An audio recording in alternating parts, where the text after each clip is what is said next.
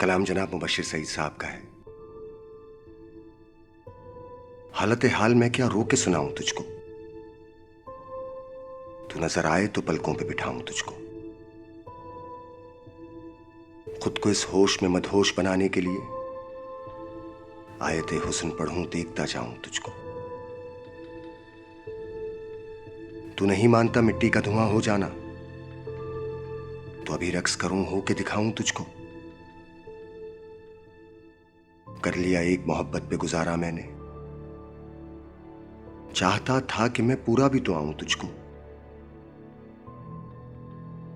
अब मेरा इश्क धमालों से कहीं आगे है, अब जरूरी है कि मैं वजद में लाऊं तुझको।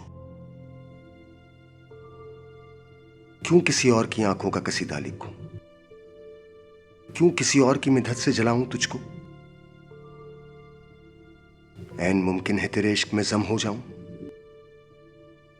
और फिर ध्यान की जन्नत में ना लाऊं तुझको।